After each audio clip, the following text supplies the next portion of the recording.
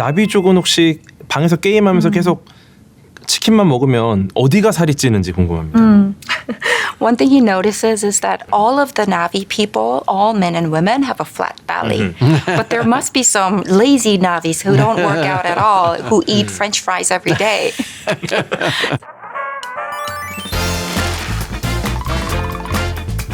자, 오늘의 주제, 궤도가 주제를 원몸으로 표현하고 있어요. 네. 불입니다. 불입니다, 불. 오늘 라플 위크리를 통해서 불의 양면성을 함께 풀어보는 기회가 됐으면 좋겠습니다. 게다가 12월 17일에 아바타, 불과 제가 전 세계 최초로 우리나라에서 개봉을 합니다. 대한민국이 제일 빨리 개봉하는 거예요. 훌륭하네요. 일단 우리 궤도님께서 네. 불이 무엇인지 정의 가능할까요? 아, 그럼요. 정말 단순한 질문이에요. 불은 액체입니까? 고체입니까? 기체입니까? 네. 근데 들어보면 네. 순간 헷갈리지 않아요? 뭐라고 생각하십니까? 잠깐만요. 네. 불은 어떠한 하나의 상태도 아닌 것 같아요. 그럼 뭐예요? 멈추지 않잖아요. 하나의 상태로. 계속 변화하잖아요. 꺼지기도 하잖아요. 접근법 좋아. 그러니까 야. 셋 중에 하나로는 규정할 수 없을 것 같은데요. 아, 현모님 지금 과학자 다 지금 했습니다. 나를 갖고 노는 것 같은 표정이야. 내가 너무 말린 것 같아요. 무슨 아, 말이야. 나 개그한테 아니, 근데 언제까지 이렇게 속을 거야. 이 접근법 좋아요. 네. 좋다고 해놓고 이제 또 아니, 칭찬하면 더 기분 틀렸다고 할 것 나빠. 같은데. 우리가 착각하는 게 이건 고체다, 이건 액체다, 이게 나누다 보니까 아, 세상의 모든 건 이렇게 나눌 수 있구나라고 착각하면서 오는 거예요. 네. 고체, 액체, 기체 이렇게 나눌 수 있는 거는 오직 물질만 가능해요. 물질. 네, 근데 그 불의 정체는 네? 물질이 아닙니다. 어떤 물질이 타면서 만들어지는 연소 반응이에요. 아, 네, 이게 일종의 화학 반응인데 물질 속에 탄소가 있잖아요. 네. 이 탄소가 산소랑 만나서 빠르게 연소가 되면서 만들어지는 그 열 에너지와 빛 에너지, 이것을 우리는 보는 거죠. 그러니까 액체, 고체, 기체로 정의할 수는 없어요. 네. 대단한 게 뭐냐면은 네. 지금 보시면 우리가 네. 항상 물 하면 반대가 뭐예요? 불. 이렇게 나온단 말이에요. 모든 게. 거기 넘어가시면 어떡해요. 아니 이렇게 넘어가 주는 게 예의야. 예의. 이쯤 되면. 아니, 흐름을 네, 읽고 있어요. 그럼요. 그러니까 보세요. 항상 물하고 불하고를 비교해서 마치 상극인 것처럼 나오는데 네. 엘리멘탈이라는 영화 아시죠? 네. 네. 네. 거기 이제 엠버라는 친구가 나오죠. 네. 네. 이분은 불 현상 그 자체입니다. 네. 그죠? 그 다음에 남자 주인공이 웨이드죠. 네. 이 친구는 물이에요. 그러네요. 그러면은 엠버는 사실 무언가를 계속 태우면서 연소하는 중인 상태를 표현하는 거고요. 웨이드는 완벽한 물질이다. 이 둘은 어떤 상극 개념이 아니라 좀 다른 개념입니다. 근데 이 둘을 연인으로 하면 안 돼요. 그럼 말이 안 되는 거야. 이런 거랑 비슷한 오류가 또 있어요. 어떤? 엑스맨을 보시면은 엑스맨. 엑스맨의 그 아이스맨 아시죠? 네네. 파이로랑 네. 네. 파이로랑 아이스맨이 같이 불과 얼음으로 싸웁니다. 네. 네. 그럼 물이 세서 이긴다, 불이 세서 이긴다, 이 논리 자체가 잘못된 거예요. 아예 범주가 다르다. 그렇죠, 그렇죠. 물질과 물질의 싸움이 아니기 때문에 아예 싸움이 안 되는 거예요. 그러네요. 그러면 그렇기 때문에 이번에 개봉하는 아바타 불과 재 이제 그 재 부족이 등장을 하는데 재 부족이 불의 부족이 아닌 이유가 이 때문이에요. 저는 이것 때문에 우리 멜론 형님을 존경합니다. 진짜. 네. 아 우리 카메론 형님. 카메론 형님. 네, 우리 멜론 형님 제가 또 친근하니까 이제는 좀 성을 떼고 이제 네. 멜론으로만 부르기로 했거든요. 아 카시군요. 카더가든처럼. 네, 우리 멜론 형님이 네. 대단한 게 뭐냐면은 네. 아바타 물의 길. 네. 그럼 3편은 불이란 말이에요. 네. 그럼 당연히 이 물과 관련된 부족이 있죠. 네. 그럼 불과 관련된 부족이 있어야 되는데 네. 재 부족이 나온단 말이에요. 네. 네. 재는 물질이에요. 그렇겠죠. 그러니까 이 레벨을 맞춘 거예요. 어. 물이라는 물질, 네. 3편은 재라는 물질. 그러니까 불이 타고 남은 재가 물질이기 때문에 이거는 물질로 레벨을 맞춘 거다. 그걸 보고 아 이거는 진짜 과학적인 사고다. 네, 역시 거의 과학자다 이거는. 네, 네. 대단하다.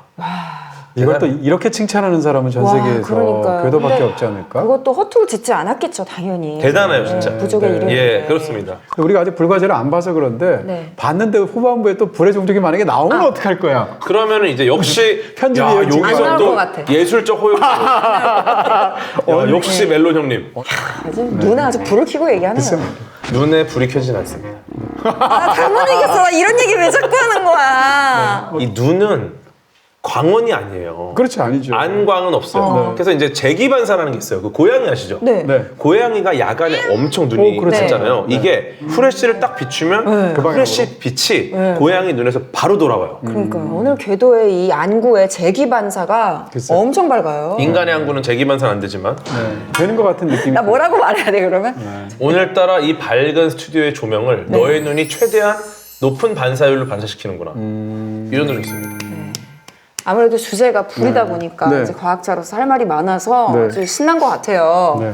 일단 불은 우리 인류가 원시 시대부터 다룰 줄 알았잖아요. 불과 함께한 인류의 역사를 좀 짚어볼까요? 인간이 불을 언제부터 사용했는가라는 것은 이제 뭐 고고학적인 난제겠죠. 그러니까 예를 들어서 동물 같은데 이제 불을 사용하는 흔적, 대표적으로 화로, 원시적인 형태의 화로 같은 게 있으면 인간이 불을 사용한 게 아닌가 생각할 수 있잖아요. 그래서 아주 오래 볼 때는 몇백만 년 전으로 보기도 하지만 일반적으로는 보통 한 20만 년 전에서 한 50만 년 전 이때 인간이 불을 길들이기 시작했다고 보죠. 인간이 왜 인간으로서 어떻게 보면 지금 가장 그 자연계에서 최상위 포식자가 된 거잖아요. 네. 그런 걸 거기사슬의 보통 최정점. 네, 한 10만 년 전, 한 20만 년에 그렇게 됐다고 보통 보는데 그 여러 가지 이유가 있잖아요. 그 중에서 이제 언어 사용 같은 걸 얘기할 수도 있고. 근데 인간 같은 언어는 아니더라도 일종의 언어를 사용하는 동물이 있을 수 있잖아요. 네. 그 다음에 인간은 보통 이제 호모 파베르라고 그래서 도구를 사용할 때도 인간이잖아요. 근데 도구를 사용하는 동물들이 있잖아요. 네. 근데 불을 이용하는 동물은 있어도 불을 직접 일으켜서 이용하는 동물은 인간밖에 없단 말이에요. 그래서 이 불의 사용이 어떻게 생각하면 인간이 최상위 포식자의 자리에 등극하게 된 결정적인 어떤 그런 계기가 되지 않았을까라는 견해들이 있죠. 근데 이제 불을 사용하면 뭐가 좋은가 생각해 보면 세 가지예요. 첫 번째는 난방. 네. 네, 시로부터 그러니까. 보호해준다. 그렇죠. 만약에 불이 없었더라면 예를 들어서 지금 살고 있는 뭐 스칸디나비아 반도나 이런 데에 인간이 살기가 어렵겠죠. 그 다음에 또 한 가지는 조명이죠. 만약에 불을 일으켜서 길들이게 된다면 밤을 어느 정도 활용할 수도 있고 지배할 수도 있잖아요. 이게 엄청 크겠죠. 마지막 세 번째인데 사실은 이 세 번째가 제일 중요하다고 말하는 학자들이 많아요. 그게 화식이에요. 네. 요리, 조리. 음식을 익혀 네. 먹을 수 있게 된 거. 그래서 국내에서는 이 견해가 가장 많이 알려진 게 그 유발 하라리의 사피엔스 책에 나오거든요. 네. 근데 유발 하라리가 이 견해를 말하기 전에 이미 리차드 랭엄이라는 그 인류학자가 요리 본능이라는 책이 있어요. 인간이 이제 그 왜 이렇게까지 인간의 문명이 거대한 문명을 이루면서 인간이 고도의 지적인 생명체가 될 수 있었나? 뇌의 크기랑 관련이 있잖아요. 근데 그때도 말했듯이 이제 뇌가 한 1.4kg쯤 되는데 성인 남자 70kg 정도로 본다면 대략 한 몸무게로 따지면 한 2%밖에 안 되잖아요. 몸 전체에서. 근데 사용하는 그 에너지는 20%에서 한 25% 사용한다는 거예요. 다시 말하면 뇌가 굉장히 작지만 에너지를 엄청 많이 사용하기 때문에 몸에서 계속 에너지를 공급해 줘야 되는데 네. 화식이 없다고 한번 생각해 보세요. 생식을 해야 되면 딱딱할 때 많이 씹어야 오래 되잖아요. 씹어야죠. 오래 씹어야 되잖아요. 결정적으로 그것을 몸속에 집어넣었다고 하더라도 그게 뭐 위장이라든지 특히 이제 뭐 소장이라든지 지나가면서 흡수를 해야 되는데 이 과정이 너무 오래 걸리는 거예요. 네. 근데 이게 화식을 하게 되면서 입이 작아졌어요, 인간이. 그리고 이빨 크기도 작아져요. 그 다음에 말씀드린 것처럼 창자가 길 필요가 없이 창자가 훨씬 더 짧아질 수가 있는 겁니다. 그러니까 기존의 음식을 먹는 과정이나 소화하는 과정이 굉장히 오래 걸렸는데 이게 불을 이용해서 요리를 하게 되면서부터 이 기간이 이 에너지가 엄청 단축하니까 줄인 에너지를 뇌로 쓸 수 있으니까 뇌가 커지게 되는 거죠. 이런 과정을 거쳐서 사실은 이 불의 사용이 인간의 문명에 정말 결정적 영향을 미쳤다라고 보는 거죠. 근데 이제 이게 그리스 신화에서는 네. 프로메테우스가 네. 불을 인간에게 줬다라고 나오잖아요. 그렇죠. 그 대가로 그 벌로 네. 이제 간을 간을 쪼이죠. 독수리한테 쪼이는 형벌을 받게 되잖아요. 네, 전 세계 신화들을 보면 다 불과 관련된 신화들이 있어요. 생각해 보시면 그리스 신화에서는 헤파이스토스가 대장장이의 신인데 네. 대장장이가 이렇게 쇠를 다스리면 또 불 같은 걸 사용하잖아요. 그래서 헤파이스토스는 불의 신이기도 해요. 그리고 이제 그 영어에 실제로 이제 단어로 들어가기도 하는데 그 인도의 그 힌두교에서는 아그니라는 신이 굉장히 중요한 신인데 아그니가 역시 불의 신이에요. 우리나라에도 조왕신이 있잖아요. 보통 부엌의 신이라고 하지만 불의 신이기도 하거든요. 네. 이것이 신화적인 상황으로 각국의 신화 속에 다 남아있다는 거예요. 그 황금가지라는 굉장히 유명한 인류학의 명저를 쓴 사람이 제임스 프레이저인데 네. 제임스 프레이저가 전 세계 각국의 그 불에 관한 신화들을 모아서 책을 쓴 적이 있어요. 오, 재밌겠다. 네. 이 사람이 그 모은 그 책들을 보면 그 중에서 가장 중요하게 다루고 있는 것이 바로 프로메테우스 신화거든요. 이런 측면에서 불의 사용이라는 것이 아마 문명의 시작 단계에서 인간에게 어마어마하게 강력한 영향과 인상을 주었을 것이고 그게 다양한 어떤 신화 형태로 들어오게 되었죠. 사실 우리 말 속에도 언어 사용 속에서도 그런 어떤 화재 때 혹은 불에 관한 그런 말들이 언어 생활 속에 깊숙이 들어와 있는 경우가 굉장히 많잖아요.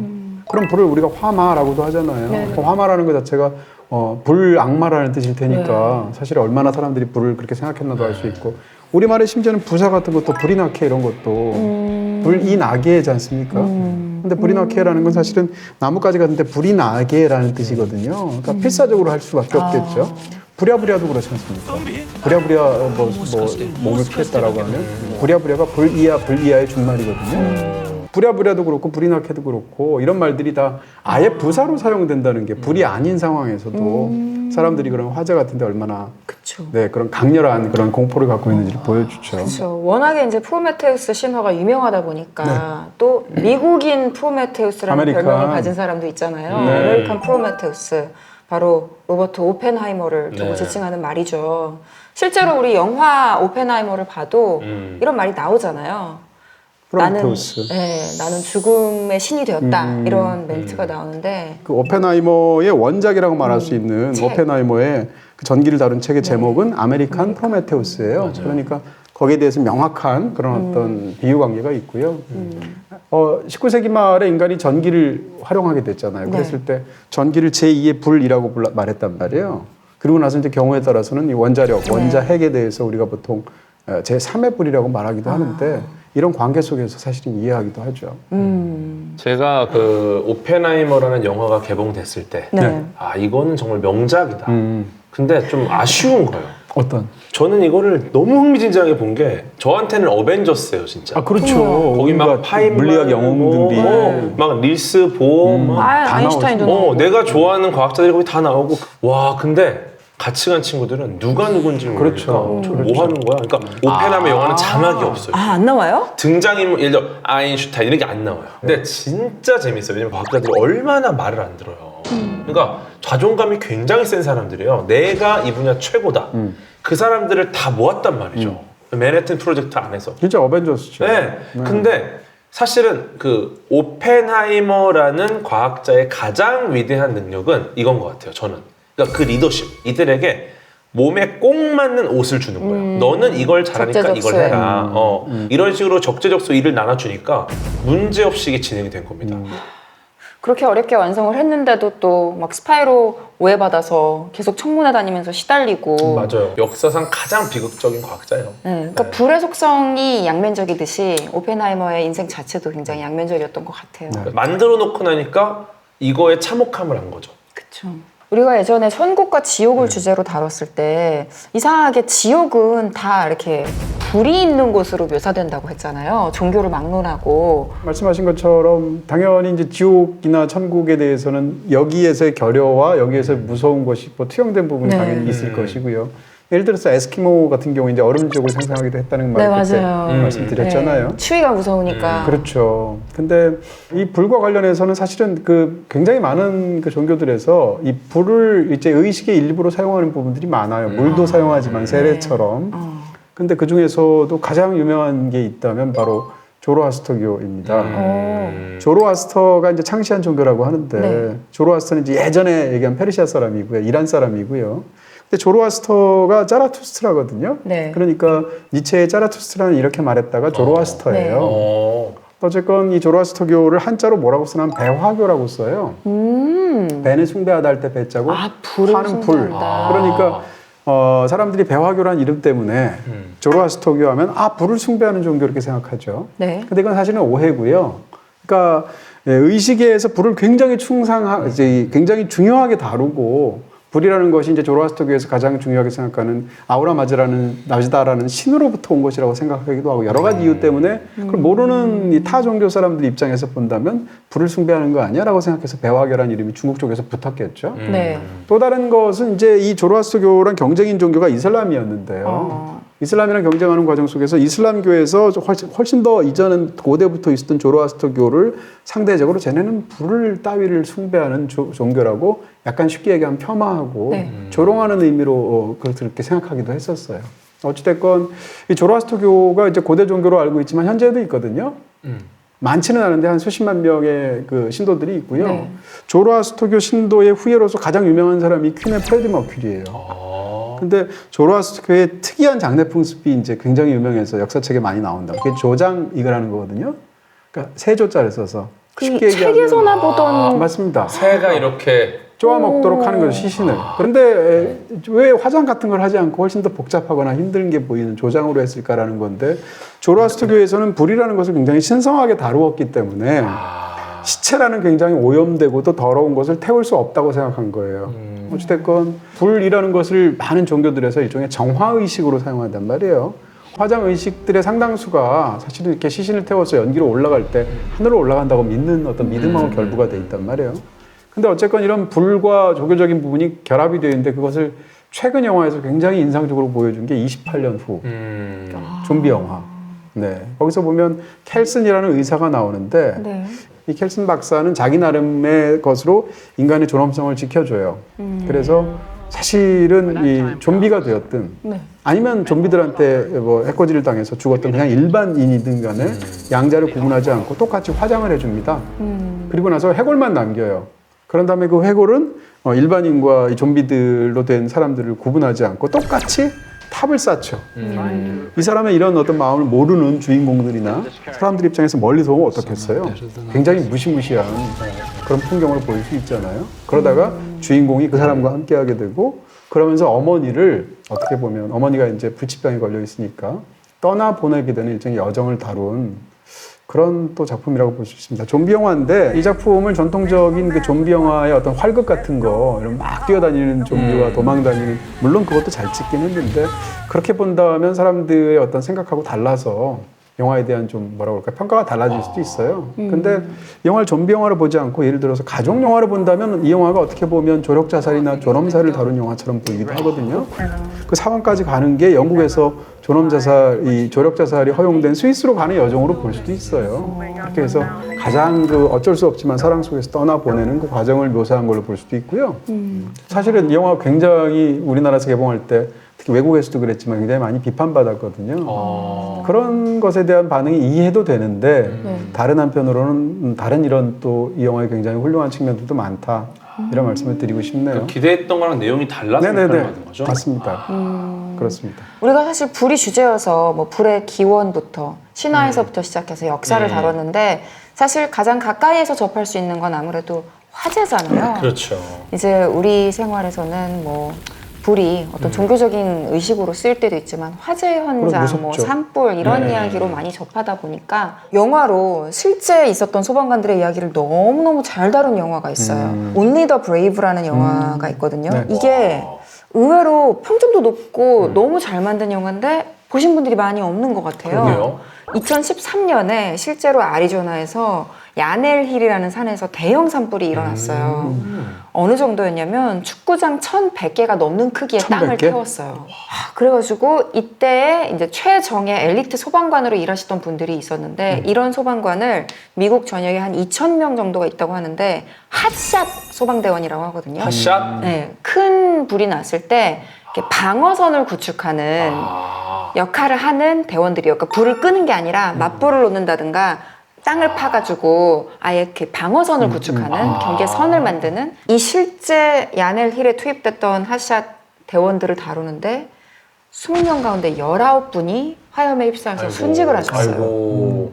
유일하게 살아남은 생존자 역할을 우리 위플래시 마일스 텔러 마일스 배우가 텔러. 했거든요. 그리고 또 감독이 조셉 코신스키예요. 탑건 이번에 매버릭에. 네, 이번에 F1 이게 막 스펙터클한 볼거리가 많은 재난 영화로 만든 게 아니라 그래서 실제 이 산불이 발생하는 거는 중반 이후부터 나오고요. 실제로 이 정말 희생 정신과 용기를 가지고 산불 진압이라는 걸 업으로 살아가는 소방대원들의 이야기, 인간적인 이야기, 가족들의 이야기, 고뇌 이런 것들을 드라마적으로 다뤄서 장르 자체가 액션이 아니라 드라마예요. 정말 볼만합니다. 그리고 눈물 없이 못 봐요. 제가 이제 놀란 게 네. 이거는 뭐 아주 짧은 장면이지만 제가 F1을 좋아하니까 네. 그 드라이브 투 서바이브라는 넷플릭스 시리즈를 다 봤거든요. 그거 보면서 뭐 이렇게 드라이버들에 대한 공부도 하고 책도 보고 엄청 빠져서 봤어요. 근데 정말 불길에서 살아남은 남자 유명한 드라이버가 있어요. 네. 그로장이라는 하스 소속 F1 드라이버인데 이 그로장이 시속 220km로 가드레일을 들이받고 네. 차가 두 동강이 나고 그리고 엎친 데도 엎친 격으로 연료셀까지 터지면서 진짜 불길에 휩싸였는데 그 난리가 난 거죠. 다 죽은 줄 알고 지켜보고 있는데 그 불구덩이에서 다 걸어 나와요, 제 발로. 근데 그 이유가 이제 헤일로가 도입이 되면서 네. 목숨을 다 건진 거예요. 그러니까 골절상도 없고 가벼운 경미한 화상으로 네. 살아남았거든요. 네. 근데 이 이유가 이미 이전에 76년도에 너무나 유명한 전설적인 드라이버 니키 라우더라는 네, 영화가 드라이버가 됐잖아요. 네, 독일 그랑프리에서 사고가 나서 전신에 3도 화상을 입고 유독가스도 들이마시고 심한 골절상도 입고 이분의 사고를 계기로 규정들이 바뀌고 안전 규정이 도입이 되면서 이제 그로장 같은 경우는 오히려. 목숨을 건질 수 있었던 거고 그리고 이때 또 사고도 심각했기 때문에 2022년에는 또 한 번 이런 규정들이 업그레이드가 됐죠. 아하. 그래서 불이 무섭기도 하지만 또 인간이 항상 기술과 인간은 레이스를 하잖아요. 이것도 레이스네요. 그러네요. 네. 그런 측면에서 우리도 또 항상 그에 대비하는 기술을 발맞춰서 발전시키는 것 같아요. 맞습니다. 제가 이제 어릴 때 너무 재밌게 본 만화가 떠올랐습니다. 출동 119 구조대. 제가 알기로 이 만화가 일본에서 연재를 했을 때 소방관이 되겠다라는 아이들이 늘어날 정도로 굉장히 소방관을 정말 멋진 히어로로 다루는 소방과 관련된 화재와 관련된 생활 상식을 이 만화에서 많이 얻은 것 같아요. 그렇구나. 교육적이기도 한가 글쎄. 보네요. 맞아요. 예를 들어서 함부로 문을 열면 안 돼요. 화재 현장. 그게 그 할리우드 영화 중에 80년대 굉장히 유명했던 백드래프트라는 영화 있어요. 그러니까 분노의 역류. 분노의 용류. 백드래프트라는 게 네. 바로 그 현상과 관련되어 있고. 맞아요. 제목 자체가 백드래프트죠. 네. 근데 백드래프트 왜 일어나는가? 네. 네. 어쨌든 밀폐된 공간이에요. 그럼 이 안에 그 연소의 3요소가 다 있습니다. 발화점 이상의 온도, 네. 탈물질, 네. 산소. 근데 이 상황에서 이 밀폐된 공간이 다 탔어요. 그럼 일단 산소가 거의 사라집니다. 그럼 어떻게 되느냐? 일시적으로 불이 잠잠해져요. 네, 근데 여기서 근데 갑자기 우리 문을 열면 문을 여는 순간 공급하는 거지. 네, 다량의 산소가 한 번에 유입이 되면은 거의 폭발하듯이 빵 하면서 커지는 거예요.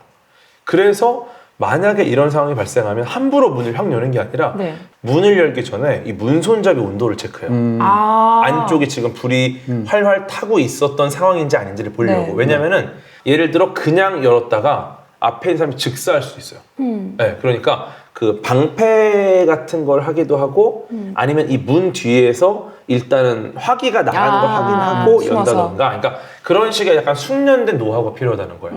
왜냐면 정말 폭발할 수 있는 그 무시무시한 상황이기 때문에. 네, 그거를 또 이제 굉장히 잘 다룬 만화에서. 콘텐츠가 이제 그 출동 119 구조대였고. 자, 그럼 오프닝 때도 말씀을 드렸듯이 12월 17일에 개봉하는 아바타 불과제를 본격적으로 이야기를 해볼게요.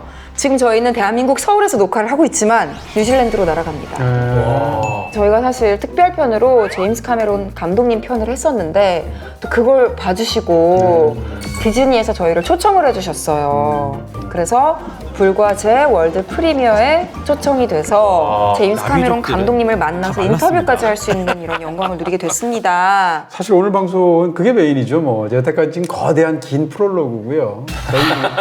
저희 지금 카펫 까는 작업을 여태까지 한 거예요. 또 불과제니까 이제 빨간색 레드 카펫을 쫙 깔은 거죠. 그러니까요. 네. 아니 사실 제임스 카메론을 이전에 한번 화상으로 한번 인터뷰하고 또 직접 내한했을 때 내한 또 네. 1대1 인터뷰를 해서 꼭 가고 가네. 싶었는데 사실 제가 좀 요즘 상황이 좀 안 좋습니다. 여러 가지로. 그래서 사실 이번에는 너무 가고 싶었는데 못 가게 돼서 너무 안타깝고요. 아까 말씀드린 것처럼 약간 탑을 쌓는 기분으로 물 떠다 놓고 제가 빌고 있을게요. 저희가 녹화하는 시점에는 아직 개봉을 안 했지만 이 영상이 업로드 될 때쯤이면 이미 보신 분들도 계실 텐데요. 저희의 추론 능력을 동원해서 영화 이야기를 좀 해봐야 될 것 같거든요. 2025년 최고의 기대작이고요. 지금까지 나왔던 아바타 시리즈 아바타와 아바타 물의 길이 두 편 다 1000만 관객을 동원했거든요. 와, 최고의 히트작이 되지 않을까 1000만 돌파를 12월 31일 안에 하면 하면 올해 1000만 영화인가요? 그렇게 되는 건데 쉽진 않죠. 쉽진 않죠. 2주밖에 없기 2주밖에 안 때문에. 되니까. 그렇게 계속 쌓여야 돼. 물리적으로 음력으로 쌓여야 되니까. 기준으로 하면 지금 세계 최초로 음력 네. 기준 천만 영화 돌파. 네, 아직 네. 2025년이다 이러면서 한 2월 달까지로 집계하면은 네. 가능할 수도 있지 않나요? 근데 제임스 카메론의 영화는 타이타닉도 그랬었고 아바타도 그랬고 상대적으로 장기 상영을 하면서 물론 초반에도 폭발적인 힘이 있지만 네. 이렇게 오래 하면서 1000만을 넘는 케이스거든요. 맞아요. 또 러닝 타임도 상대적으로 길고 네. 저는 진짜 3시간 이상의 이 러닝 타임을 만들어주는 감독님들, 이 제작사는 너무 훌륭한 거라고 생각해요. 그리고 감사합니다죠. 지금 영화 한 편이 90분짜리도 많잖아요. 네. 그럼 사실은 표값을 2배 받아야 돼요. 맞아요. 예를 들어 15,000원이면 3만 원을 받아야 되는데 같은 값인데 영화 2편 값인데 한 편 값으로? 이건 그러니까. 사실상 아바타 불과제는 50% 할인입니다. 형. 그렇네요. 그렇지 않습니까? 그렇네요. 거저다, 거저. 약간 1+1이네요. 거저예요, 거저. 영화 채널이 아니고 무슨 쇼핑 채널 같아요. 여러분 단돈 19,000원에. 50% 할인 네, 12월 17일부터 진행됩니다. 이 조합 쉽지 않습니다. 그러니까요. 불과제에는 이제 새로운 부족이 등장을 해요. 재부족인데 일단 재부족의 활약을 보기 전에 우리 아바타의 전작들을 좀 간단하게 복습을 해볼까요? 좋습니다. 2009년에 나왔던 아바타. 네, 이때만 해도 제임스 카메론 감독은 2하고 3를 쓸 줄 정말 모르고 만들었대요. 지구의 자원이 다 고갈됐어요. 네. 때는 22세기. 네. 인간들이 외계 행성 판도라로 날아가죠. 희귀 광물 언옵타늄을 채굴하려는 목적으로 가는데 거기에 누가 살고 있었냐? 나비족이 살고 있었어요. 맞습니다. 그리고 여기에 하반신이 마비된 퇴역 해병 제이크 썰리가 이제 죽은 쌍둥이 형을 대신해서 실험에 참가하게 되는데 이 실험은 뭐냐? 아바타를 통해서 인간의 몸이 아닌 아바타의 몸으로 판도라의 행성을 가서 현지인들과 만나면서 행성에 대해서 좀 알아가는 실험인 거죠. 근데 이 제이크 썰리가 나비족의 여성 네이트리를 만나 사랑에 빠지게 됩니다. 판도라를 파괴하려는 인간들에 맞서서 오히려 나비족을 지키는 역할을 하게 되죠. 근데 마지막에 제이크 썰리가 선택을 하게 되죠. 썰리로 돌아갈 것이냐 아니면은 아바타의 몸으로 또 다른 나비족으로 살아갈 것이냐를 하는데 눈을 딱 뜨죠. 그러니까. 나비족으로. 아주 오랜 시간을 거친 뒤에 두 번째 속편이 나오죠. 네. 물의 길이 2022년에 나왔는데요. 1편 이후에 이제 세월이 지나서 제이크와 네이트리가 가족을 이뤄요. 아이들도 많이 낳아요. 맞아요. 다둥이 아빠가 됩니다. 네. 아직 인간들은 이 지구연합군 RDA는 포기를 하지 않았습니다. 다시 판도라에 재침공을 하고 제이크를 타깃으로 삼죠. 피신을 다니면서 물의 부족을 만나서 이제 물에서의 생활을 익히게 되고 그러면서 이제 바다족의 문화에 적응해가는 그런 내용을 담고 있는데 마지막에 기억을 하시는지 모르겠는데 너무나 안타깝게도 말 잘 듣고 장래가 촉망되던 이 썰리의 장남이 죽어요. 아이고. 그리고 이 나쁜 쿼리치라는 장군 나오잖아요. 이 쿼리치는 안 죽어요. 사실 죽은 줄 알았는데 결국은 탈출을 하죠. 그러니까 언젠가 다시 돌아올 거라는 걸 우리는 알 수 있는 채로 끝나죠. 아바타 물의 길을 보면서 네. 우리 멜론 형님이 사실은 물을 정말 좋아하시잖아요. 그렇죠. 그러니까 유명하죠. 물사랑. 저는 딱 아바타를 첫 편을 딱 보고 와 대단하다. 근데 물의 길을 딱 보고 아 이거 만들려고 했구나.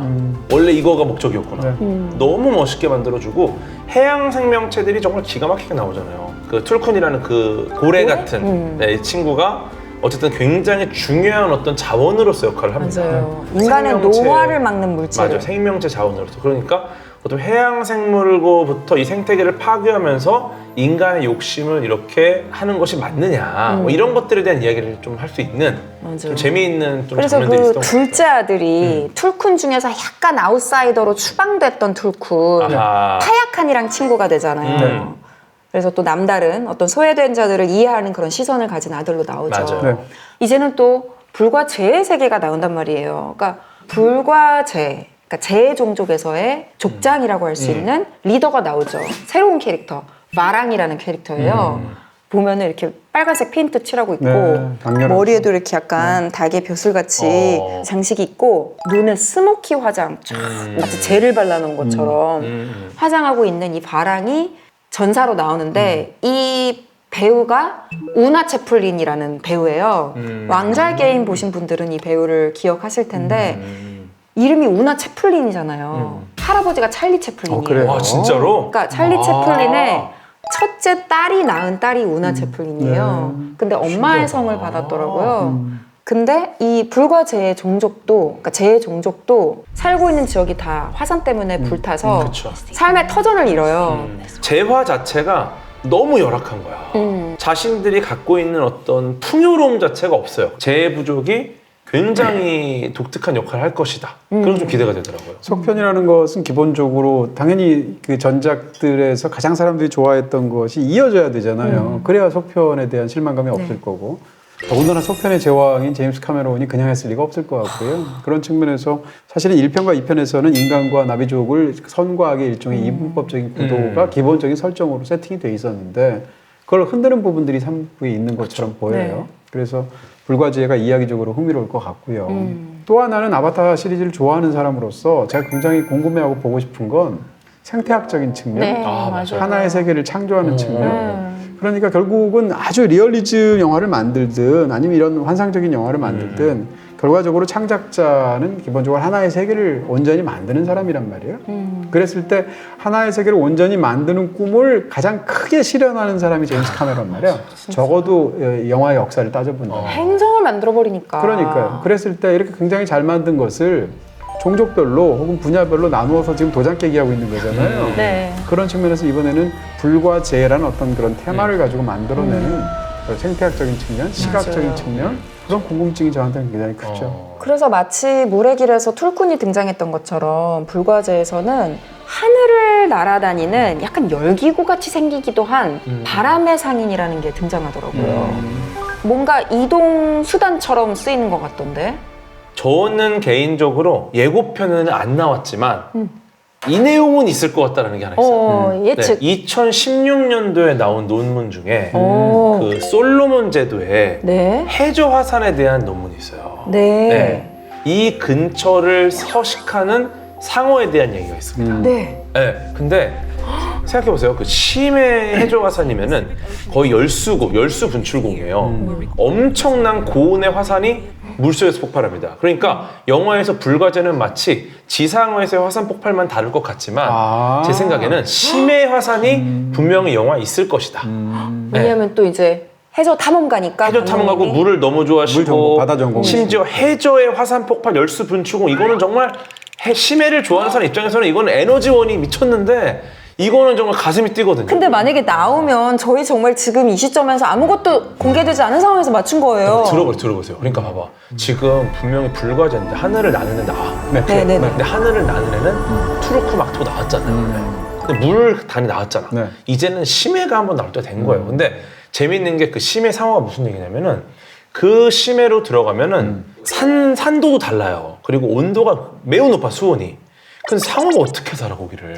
네. 귀상어류 부류가 살아있다는 어떤 논문인데 네.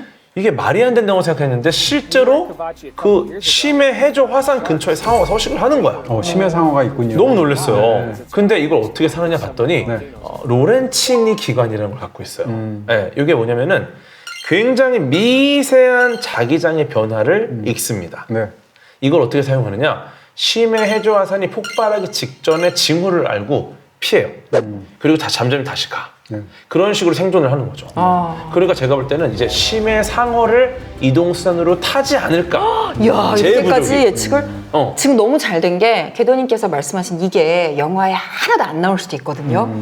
그러면 사실 지금 말한 게 우리 영상에도 안 담길 수도 있는데 그런 경우에 우리에겐 방법이 있어요. 감독님을 만나러 가니까 감독님께 이 얘기를 해드리세요. 이 연구를 이거 보셨냐? 이 논문 보셨죠? 네, 다음 편에 혹시 참고하시라. 상어는 4편인가요? 이렇게. 네. 저희는 감독님 초면인데 맞아요. 혹시 카메론 감독님 만나서 인터뷰할 때 뭐 이런 점은 주의하는 게 좋겠다 한 꿀팁이 있을까요? 경험자로서. 그냥 제가 2번 인터뷰했던 제임스 카메론은 사실은 인터뷰어 입장에서 굉장히 그런 사람 만나면 행복해요. 네. 기본적으로 사실 연세가 적지 않으신데 네. 그 연세의 눈빛이 너무너무 초롱초롱하고 안광. 네. 그럼 내가 무슨 말을 할지 어떤 질문을 할지 어떤 부분을 짚어줄지에 대해서 정말 초롱초롱 이렇게 쳐다보거든요. 그런 측면에서 이야기하는 사람도 신나고 말씀도 너무 열정적으로 하고 이런 측면에서 아마 굉장히 훌륭한 인터뷰를 두 분이 하실 수 있지 않을까.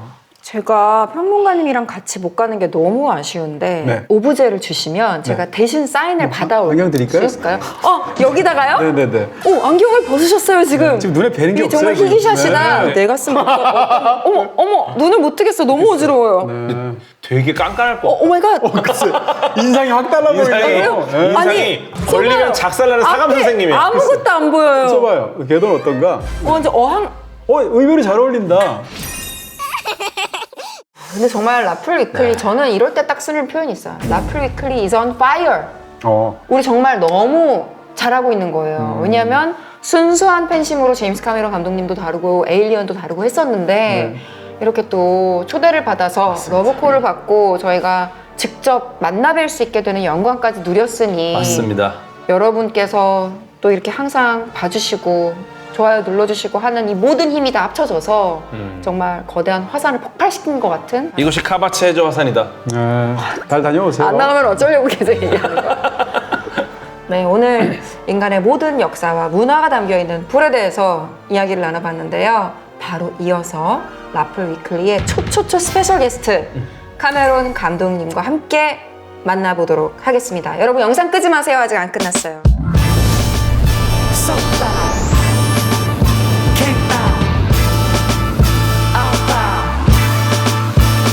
You can tell by the shoes and down south blues. A smooth cat like me got nothing to lose, cause I'm an outlaw. 여러분 저희가 드디어 이렇게 뉴질랜드 도착을 했습니다. 뉴질랜드의 수도가 어딘지. 네, 뉴질랜드의 수도 웰링턴에 이렇게 도착을 했습니다. 네, 일단 날씨가 너무 따뜻해요. 날이 너무 좋아요 지금. 여름입니다 여름. 반팔 입었는데 안 추워요? 예, 그러니까 딱 좋아. 예, 과연 남반구의 영화관은 어떤 느낌일지 한번 느껴보겠습니다 오늘. 네, 그리고 예. 사실 아바타는 네. 체험이잖아요. 단순히 시청이나 관람이 아니라 예. 온몸으로 느끼는 체험인데 그쵸. 그래서 4DX나 예. 3D나 IMAX로 볼 것을 추천하는데 네. 저희도 IMAX관에서 관람을 할 수 있게 됐습니다. IMAX로 3D로 보는 거죠? 네. 예, 그 간판 보이시죠? IMAX. 영롱하게 빛나고 있어요. 네, 사실은 영화관 최근 또 현대 영화들이 이제 단순히 컨텐츠를 보는 게 아니라 새로운 개인만의 경험을 좀 추구한다는 측면에서 봤을 때 이 IMAX 이게 화면 자체가 우리의 이제 망막과 이 안구의 굴곡을 따라서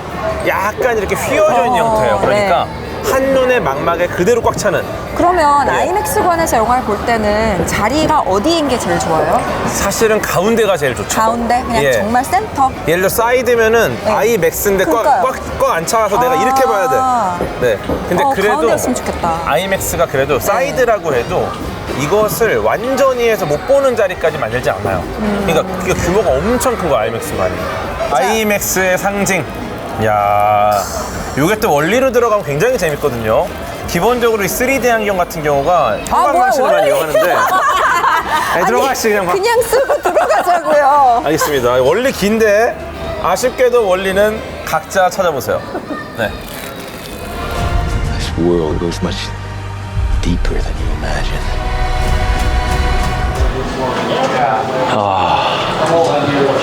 대박입니다. 너무 몰입감 있다. 나 계속 깜짝깜짝 놀라는 거 느꼈어, 옆에서. 너무 힘든 모험을 하고 와서 지금 그러니까요. 나 사실 와. 다리가 좀 후들후들 거립니다. 그쵸. 우리 예. 막 저 밑으로 들어갔다가 그쵸, 저 중간중간에. 위로 올라갔다가 야, 이거를 몇 지금- 번을 이거를 지금 상승과 하강을 예. 거의 이거는 지금 전쟁 영화 한 몇 편을 본 것 같은 느낌? 이거 스포입니다. 스포하지 마세요.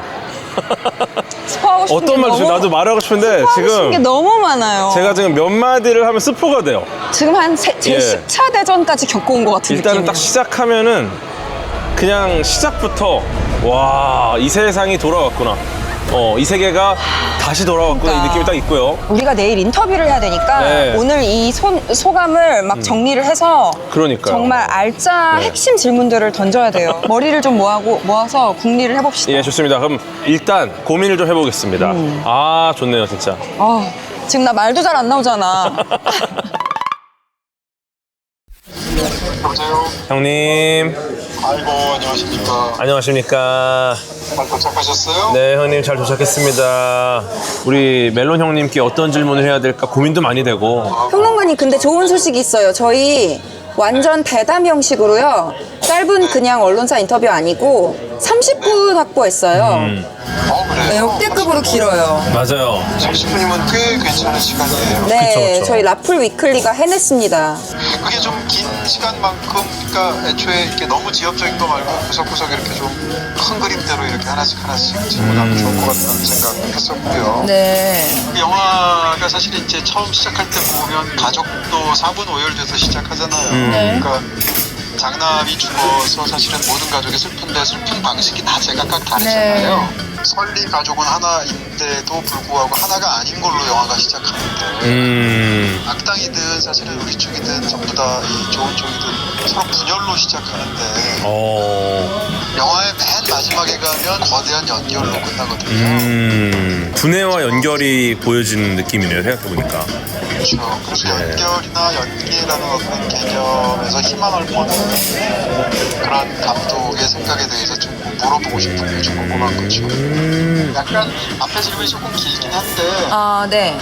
그 질문에서 사실은 그 스파이더가 그 균사체와 공생체라는 것이 핵심적인 설정으로 되거든요.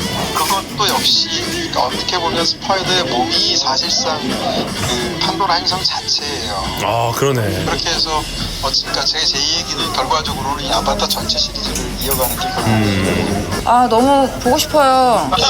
지금 출발하시면 아슬아슬. 네, 어디로 분명 있는지 한번 알아볼게요. 네. 저희 그럼 한국 가서 우리 영화 본 소감 뒷얘기 실컷 떠들어요. 아이고 너무 감사하고. 네, 할 얘기 너무 많아졌어요. 네, 오늘 너무 잘하실 텐데 잘하고 오세요. 형님 명성에 누를 끼치지 않도록 최선을 다해서 하고 돌아가겠습니다. 아유 너무 좋을 것 같아요.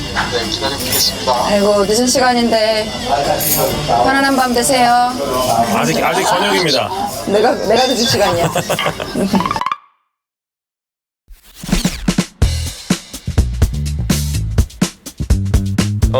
저희는 이동진 평론가님과 함께 하는 콘텐츠를 다양하게 소개하는 유튜브 프로그램 라풀 위클리의 MC 안현모 과학자 사이언티스트 궤도입니다. 네, 오늘 대담 인터뷰 너무 기대되고요. 잘 부탁드리겠습니다. First of all, this is our first time in New Zealand for both of us. The weather is very right. beautiful and welcoming. And You got us on a good day. yes, congratulations on your new citizenship. Thank you. I heard you and your family moved to this island recently for good. Well, we've been here since 2011, on and off, and still kept our home in Los Angeles. But now we're here fully and permanently. But this movie is your first movie that you're opening in Wellington while being a Wellington resident, right? That's correct. Yeah. No. Well, I mean, in the sense that we shoot here, and we did the first Avatar here, Yeah. Avatar 2, and Fire and Ash. We're all live action was all shot here, and the post production was all done here. But this is the first time we've had an actual premiere. Yes, Here. exactly. 네. So what is it like living and working here at the same time, like in Wellington? Wellington's great. It's a great city. My kids that are now young adults really love it here. We also have a farm on the other side of the hill in the Wairarapa Valley. We just like the lifestyle here. We like the casualness. We like the sense that people. There's not a kind of an elite kind of mentality here, and so we just feel like we fit in. And working here is great. There's a great. People are just very easy to work with, but they work hard, and they have retained a kind of a passion for filmmaking that I really respect. This is something you've been dreaming of for a long time. Well, I planned to move here when I first came here in 1994. I said, I'm moving to New Zealand someday. First of all, thank you so much for showing us another part of Pandora and for giving us this immersive experience that was both spectacular and emotional at the same time. It was 3 hours. That was our goal, by the way. Yes, it was like a roller coaster ride. And it was 3 hours and 17 minutes, but we went by so I would quickly. like to clarify. I'd like to clarify that unless you stayed for the credits, which most people don't, it's 3 hours and 7 minutes of storytelling. Ah, okay. I wished I could stay on the planet longer because as soon as I walked out the door of the theater, everything looked so plain and dull compared to the colorful and magical world of Pandora. Well, we think of it as trying to create a kind of a waking dream state or a lucid dream state for the audience. Because it's not animation and it doesn't look fake, it looks real, but And they're also humans. they're human, but their eyes are too big. So, but wait a minute, they're 100% real feeling people, right? So yeah, so it's a dream state. Yeah, and this is a movie that should be watched on a big screen, like on IMAX, on would 3D, agree with just that. like we Uh-huh. did. Could you speak to the audience that this must be seen on a big screen, in your own words? If you want that special experience of having this unbroken kind of dream state where you go on this, you called it a roller coaster ride. You don't get off a roller coaster in the middle, right? Then you're gonna die. When the time it leaves the platform, you're going for the ride all the way to the end. And I think that's the thing that people forget. When you make a promise to yourself to go to the movie theater, you're going to go on a ride and not get off. Whereas in the home, with streaming or linear So many television or whatever, you can stop at any time you want and do other things. So it's a different state of mind. It's a different sensory experience. Now let's delve into some of the new characters from Fire and Ash. Great. My first pick is the Wind Traders, who travel the skies on this gigantic vessel that looks like a galleon. Yeah, we thought, okay, so the Na'vi, they don't cut down trees and make lumber and Yes. put things together out of planks and framing like a normal ship. So it looks like it's woven, right? Oh yeah, like And- knitted. Yeah, exactly. And almost like a big basket, right? But it's big enough for an entire crew to live on. And we think of we call them gondolas, by the way. And all of the gondolas together, the whole formation is the equivalent of a village. So it's a traveling village, travels around the world, follows the wind patterns, has trade routes that are seasonal, and so on. And, Where did you get the inspiration from when you were creating this clan? I just always wanted to see something like that, a kind of an aerial culture. And one of my earliest ideas, even for another project way back in the 70s, was this big kind of floating jellyfish-like creature. And so I thought, all right, how am I going to put those in the story? Well, what if I put that together with a kind of a nomadic trading caravan culture? So it just emerges. Sometimes it's dream imagery. Sometimes it's things I think of just daydreaming, or sometimes things I'll draw. Yeah, you know. from sketches. Yeah. 저도 이제 처음 이 등장하는 장면이 너무 화려해서 정말 충격적이었는데 어떤 식으로 작동하는지 그 생명체 간의 원리가 궁금합니다. So there's a thing called the wind ray, which is a kind of a towing creature that's out in front, and it has this kind of sinusoidal movement of its fin that's around the outside. That's like a flapping a bit like a skate or a cuttlefish, and then you've got the lifting organism, which we call the medusoid, which supports the weight of the gondola. The gondola is very light construction. It's made from sort of bent cane, rattan style, with woven decks and woven covers. His hypothesis was the creature, the medusoid, must be filled with some inflammable substance. Yeah, hydrogen. Hydrogen. Hydrogen, right? That is why it can float. Yeah, so it's got a kind of an organic bioreactor inside as part of its system, and it produces what I call biohydrogen or biogenic hydrogen, which is obviously the lightest element, so that provides the lift. And even the wind ray, the creature that's in front, has a large gas bladder, so two actually, one on each side. And so it's actually So when lighter than air as well. Yes, and when it gets hit by fire arrows, it explodes almost it can, immediately. yeah. If you can penetrate through the membrane, then the escaping hydrogen will mix with oxygen and burn. Yeah. So like Problem the solved for you. 이거 물어봤으니까 어제. like the Hindenburg. Right, so like early Zeppelins, like the Hindenburg, which is the famous disaster, yes. That had this enormous fireball erupting from it. And as a director who's also a scientist and an explorer, can you pick your one favorite sea creatures? Even down to some of the interesting fish. We tried to design animals that looked plausible in terms of their propulsion system and so on. But I don't really particularly have a favorite. I do like the skimwing, which is the creature that Jake learns to ride in movie 2, with the long snout, with the teeth. That's called the skimwing. Okay. Right? Also known Is there as a reason you are particularly fond of? just cool. It just looks cool. Yeah, and the elu are nice too. The ones with the long necks. Yeah, and obviously, I think of those as creatures. I think of the tulkun Yeah. as characters. Ah, Payakan they're is a not character. categorized as I don't, creatures? No, because they're a higher order of intelligence and sentience, right? So we have three. We have Payakan who returns, and he should be well known to anybody that saw The Way of Water. Yeah. And then we have two new tulkun creatures. One is named Tanok. Tanok is a mother who fought back to Yeah. protect her children and protect her clan, and she's heavily scarred. Obviously, you've Yeah, seen the yeah, film, and blinded by So her painful to watch. combat.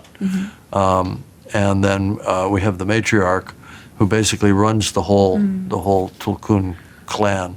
There is a rumor, widespread rumor online. I don't know if you're aware of that, but your next sequel is going to focus on Tulkun writers. Is that true? Can you make a comment on that? Oh, just a face? Okay. I'm not really thinking about future films. This story, Fire and Ash, completes a story, right? So Yes. movie 2 and movie 3 originally were all one story, but I couldn't fit it all into one movie, so I split it into 2 films. And fortunately, fans have been patient, until this second part to finish that story. But it completes a kind of a saga or a story arc, Yeah. if you will. And if we wind up being successful with this film, Fingers crossed. and and if we're able to proceed, because the market is down for theatrical film, so I would encourage people go to the theater, enjoy it in a theater, and then we're going to be able to continue to do this sort of thing. 불가제 집중을 해야 되니까. Hopefully, yes. 네, 불가제 새로운 캐릭터 질문 좀 해주세요. Yes. 어떤 캐릭터 할까요? 바랑. Among 네. those new faces, we can't help but mention Varang. How Who did could you? forget Varang? Yes. How did you come up with such fiercely attractive character, and how did you cast Una? So it's a multi-step process. So first I imagined the character, and I had a pretty clear image of what I wanted for her, but not down to the specific details. I did describe her as having ritual scarification and covering her body in ash and that sort of thing. But then the character designers got involved and came up with this idea of the feathered headdress and the particular hairstyle and so on. And she started to evolve, but I still hadn't cast her yet. And then I saw various actresses, very, very good actresses, but Una stood out to me as the one that understood the character the best. I wasn't looking for a particular look. I was looking for somebody who understood the mind of the character and the fact that she commands through fear, but there's also a kind of a sensuality to her as well. And Una got that. I worked with her for about an hour or so in an audition process and did the big scene where Courage goes to her and she kind of sort of controls him. She just stood out to me. And then, of course, in the character, she's quite amazing. Yeah, I hope to see her more in your next installments. That could be arranged. Yes. 또 워낙 새로운 인물들도 많이 나왔지만 사실 기존의 캐릭터인 커리치에 대한 것도 좀 궁금한 게 많은데 사실 항상 선택에 좀 갈림길에 있는 인물이지 않나. 왜냐면 이게 악역으로만 볼 수도 없고 또 그렇다고 선하다고 보긴 좀 어렵고 그러니까 이번 이 불과제에서는 이 커리치의 어떤 특징에 좀 강조를 하신 건지가 궁금합니다. Well, Courage has a lot of common traits with Jake. They're both former military. They believe in a chain of command. They believe in a sense of order. They're very stubborn. They're very willful men. The difference is that Jake accepted the Na'vi worldview, and he as with Neytiri as his mentor. I think because he loves her, he learned her ways, and so he has a more kind of spiritual and balanced approach, and Courage is combative with the planet, but now he's in a very confused state because in his earlier physical form, human form, he was at war with Pandora, and he believed that all of the adversity of Pandora was a test Yeah. for him. Yeah. And he believed that he could step up and meet that test, and it defined him, right? That combat, that challenge. But then he gets confused in movie 2 and movie 3 because, well, wait a minute, now he's in the body of a Na'vi, Yeah. and he can do the things that the Na'vi can do. He can connect with the creatures and so on. But he still looks at it from an adversarial position. By movie 3. Spider, his son, Spider, human Spider, complicates everything because it draws him and Jake into this situation where they have to work together. Yes. In order to He save. even mentions save this the is kids. awkward. Yeah, it's awkward. Right? And that happens a couple of times during the film. Yeah. And so the two men are forced to see how similar they are. And, because Quaritch has basically. He believes that Jake betrayed him, that he was a Marine that he trusted, and that Jake betrayed him. And for Quaritch, the most important thing is loyalty. And he wants, and once Jake broke that loyalty, then they're enemies. But then that all starts to crumble in movie 3, in Fire and Ash. I think it's an interesting relationship between the two guys. You mentioned that Quaritch has a soft spot for Spider, and Quaritch really cherishes loyalty. And speaking about Spider, he was such a loyal son to his own parents. I mean, not biological parents, but Jake and Neytiri. Right. But you put him in such a difficult position. I almost confused. felt sorry for him. I know. And Jack, I was the worried actor, about him as a kid. How will he be able to survive such a traumatic experience? Well, Spider's a survivor, but Jack Champion, the actor, used to ask me, "So, do I really like Quaritch?" I said, "I don't know. Do you?" He said, "Well, I think he's cool." I said, "Okay, but he's bad." I'm like, "Well, is he really bad, or do you just not understand him yet?" He said, "Well, I don't know. You tell me." And I said, "Jack, I don't want you to know the answer because Spider doesn't know the answer."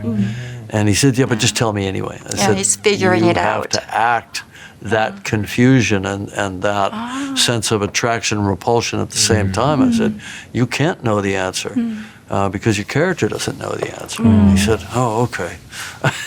But what about his feeling towards his parents?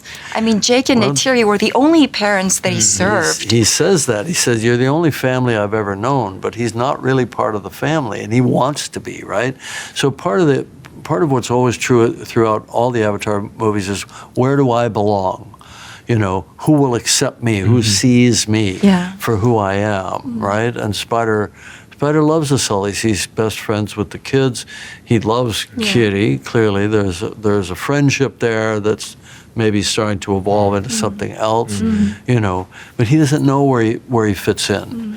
And he'd love to be Na'vi if he could. Yeah. And then, of course, in this film, he starts this kind of transformation, which Kiri. I think is very interesting for a human audience. It's like, I could do that. I could connect to a creature. That would be cool. Yeah, and in a way, Spider's body is a metaphor for the planet itself because the planet is now like getting mixed. It's adjusting. Yeah, it's adjusting. Yeah, it is adjusting. Yeah, and I think the question that Kitty asks herself, and that ultimately even Ewa, the sentience of the planet, asks itself is, are humans evil? Are they that which must be expelled? Or is there something interesting about us that's worthy? And I think Jake has proven himself worthy of being accepted in Pandora. Spider's proving himself as worthy to be accepted in Pandora. And isn't that what we all want? Don't we all want to belong. To be accepted, and to be part of something beautiful and connected to everyone? So, just as you mentioned, the movie starts with divides and frictions. Even the couple crumbles, the marriage crumbles, the family starts to crumble. But as the story progresses, it gets connected in a beautiful way. And is connection one of your messages that you're trying to deliver?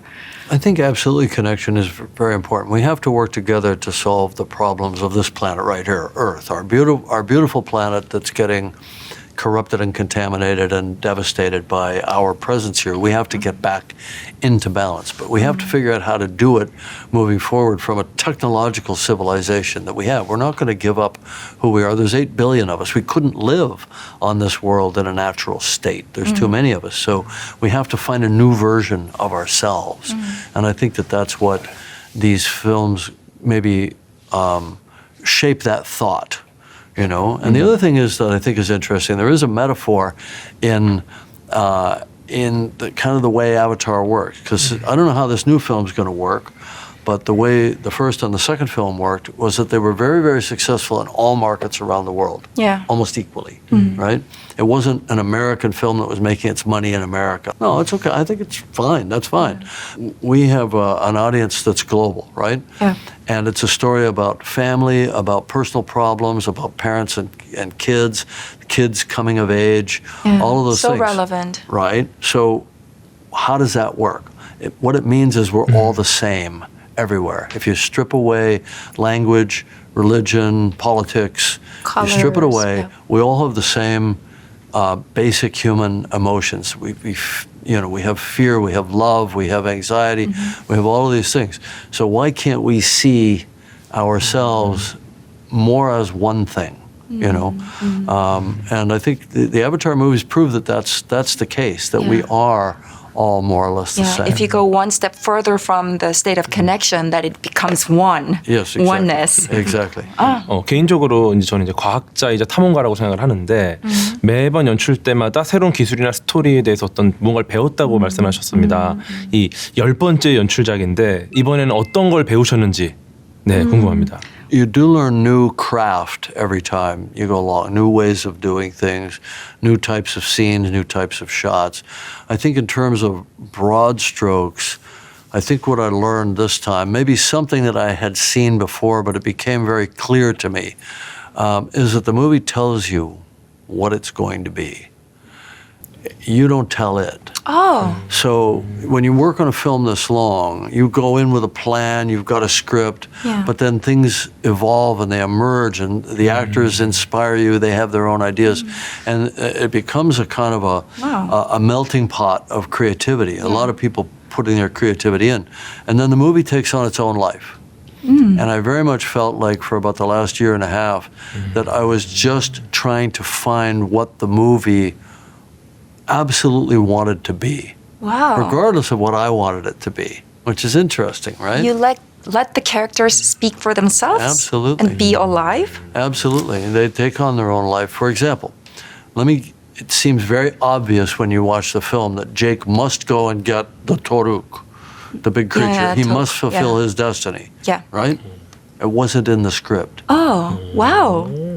It just occurred to me as we went along that there was a missing resolution of Jake's character. And so I just got the actors back together, which is very easy to do with performance capture. And we just did that. We just did those scenes where he decides to do it and he goes to the creature and he flies in and he gets all the clans together. Yeah. It's a whole... The scene was magnificent. It's cool, right? Yeah, it's what the movie needed. But the you movie was didn't really intend to include that scene I had a at whole the different, beginning. Wow. I had a whole different sequence of scenes there where Jake arms the good Na'vi, and I said, well, he can't be giving guns to the good Na'vi. They have to fight their way. They have to fight in the Na'vi way. So the movie was pushing back against me and saying what it needed to be, which is interesting. Yes, it has evolved so much to the point where they define their own destiny. 나비족들은 다 말랐습니다. 왜 말랐는지가 궁금한데 우리 이제 배가 가장 효율적인 에너지원인데 인간은 이제 쉬면 배가 나오는데 나비족은 혹시 방에서 게임하면서 계속 치킨만 먹으면 어디가 살이 찌는지 궁금합니다. One thing he notices is that all of the Na'vi people, all men and women, have a flat belly. But there must be some lazy Na'vis who don't work out at all, who eat French fries every day. So have you ever thought about Na'vis in diverse physical shapes? Well, we don't see too many really old Na'vi and see how their bodies age. We see one old lady in movie 1 where she's died and she's curled up in the ground in a fetal position. Yeah, the Na'vi, you know, they live a pretty active lifestyle. If you look at indigenous cultures, they all have to sort of keep up. You know, they burn a lot of calories during the day. So the hypothesis on the Na'vi is that they have a very strong upper body because they're moving through trees and climbing vines, and so they have a very tapered shape. If you look carefully, Jake is very flat-bellied in movie 1, and in movie 2 he's got a little bit of a dad body, just a little bit. And Neytiri's not quite as taut as she was. She's had a couple of kids. You made these subtle changes.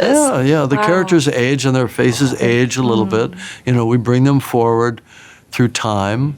Well, hang on, but let's point out one thing. Okay. Zoe Saldana has had 3 children. Yes. Yeah, she's like exactly. Right? Yeah, so unrealistic. She is a Na'vi. She's more unrealistic than the movie. So many people ask this question. Which part or which scene of the movie was the most difficult or most challenging to shoot? Well, anything to do with water is always difficult, and we had water scenes in both movies, in Way of Water and Fire and Ash. But there's another way that a scene can be challenging, which is dramatically challenging, right? So a scene like Jake and Neytiri, where their marriage is getting torn apart, and he challenges her on a lot of things that have been left unsaid over the years between them about how she views him and her children as having, you know, kind of alien blood, if you will, and what that means to her. A lot of things come boiling out in this story that they probably haven't talked about very much, and so that was a challenging scene for the actors. You know, I mean, it's like you can have a dramatic challenge to get a scene absolutely correct, not even correct, just alive, you know, real. Makes sense. And then you can have technical challenges. Okay, he's giving me this sign. You're getting the sign? Yeah. Before we wrap things up, we're the only ones from Korea who are given this opportunity to have a one-on-one extended conversation. That's been and great. There must be so many fans out there in Korea who are watching this. You know there are a lot of fans in Korea of Avatar and of Yes, you. absolutely. So could you please say a few words to the Korean fans out there? Well, look, if I were talking to the fans generally, which hopefully we are, I would just say, first of all, I appreciate their love and passion of these films and these characters very much. And I just hope that the new film takes them someplace that they expect, meaning does it fulfill their expectation of being beautiful and wondrous and all that. But I also want to promise the unexpected, which I think is very important. Wow. Please come to Korea for your next installment. I know we did for Way of Water, and Yes, I yeah. really loved the acceptance there. Yeah, Of they all miss you so much. yeah, I know, and I'm glad we got to talk. Yeah. Thank you so much, and we really appreciate your time. Before we leave, can we make a quick selfie? Sure, of course, yeah. Thank you so just- much.